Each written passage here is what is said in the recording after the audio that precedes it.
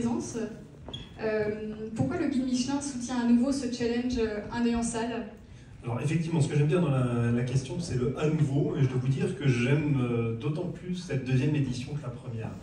Et pourquoi? Parce que nous savons tous que si on veut avoir collectivement un impact, il faut que les initiatives s'inscrivent dans la durée.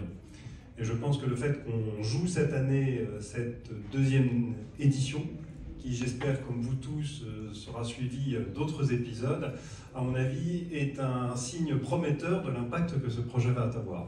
Donc merci encore de m'avoir accueilli cette deuxième fois. Bravo pour ça. Peut-être en deux mots, parce que même si je n'ai pas pu évidemment assister à tout ce qui s'est déroulé ce matin, j'ai beaucoup apprécié les petites entrevues que j'ai pu avoir. Alors, la dernière candidate, quelques aperçus des vidéos des avant-projets.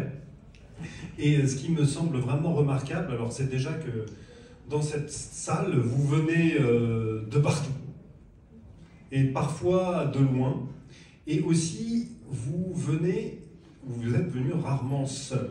C'est-à-dire que dans pratiquement toutes vos prises de parole, vous avez fait allusion à ces gens qui vous ont accompagné, qui vous ont transmis l'inspiration, qui fait que vous avez peut-être trouvé l'envie, le courage, la motivation de franchir le cap, de quitter peut-être la zone de confort pour vous présenter aujourd'hui ce jury qui me semble avoir bien travaillé. Et aussi ce jury de mots pour lui, parce que d'un simple coup d'œil, on voit en fait la diversité des profils et des expertises qui ont été mobilisées pour passer au crible vos différentes prestations. Et en fait, il ne faut pas oublier que ces métiers de service, on les voit avec différentes facettes, il y a différents regards. Il y a certes le contexte du restaurant, mais c'est un travail de communication sur soi-même. Il y a du savoir-faire, il y a du savoir-dire. Il y avait parmi finalement les membres de ce jury des gens qui sont aussi capables d'en parler avec un prisme plus journalistique, ou d'autres professionnels qui pourraient être des collègues ou de futurs employeurs. Merci de le rappeler, Wendell. Merci à chaque membre du jury pour la présence et leur disponibilité ce matin à juger avec bienveillance les 9 finalistes. J'ai envie de vous poser ces dernières questions par rapport justement au guide Michelin. Vos inspectrices et inspecteurs sont-ils attentifs à cette notion de service? Alors vous savez, nos inspectrices et inspecteurs, lorsqu'ils vont dans les restaurants, en moyenne plus de 300 fois par an, ce qui fait qu'ils sont contents d'y retourner, c'est que chaque fois l'expérience qu'ils vont vivre est différente.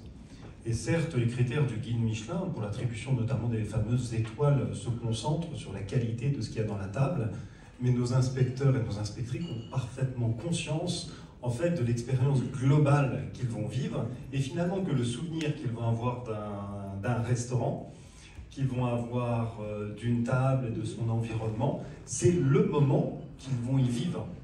Et ce moment, c'est vous qui allez, au travers des métiers de service, largement participer à l'amplifier, l'embellir et de faire en sorte que ce moment-là reste gravé dans la durée, dans la mémoire de celui qui est venu la vivre à vos côtés. Donc plus cette expérience compte, et lorsque je disais aussi que pour nos inspecteurs, ce renouvellement est aussi ce qui les anime. Chaque expérience d'un restaurant, quand bien même le menu proposé est unique, quand bien même, au moins pendant quelques jours, celui-ci se répète, la scène qui va se jouer dans le restaurant est à chaque fois unique. Pourquoi? Puisque c'est un client unique qui va rencontrer l'aventure du voyage gastronomique que l'équipe dans son ensemble va lui faire vivre. Et à chaque fois, il va falloir s'adapter. À chaque fois, il va falloir improviser. Et puis à chaque fois aussi, il va falloir inspirer celui que vous allez servir.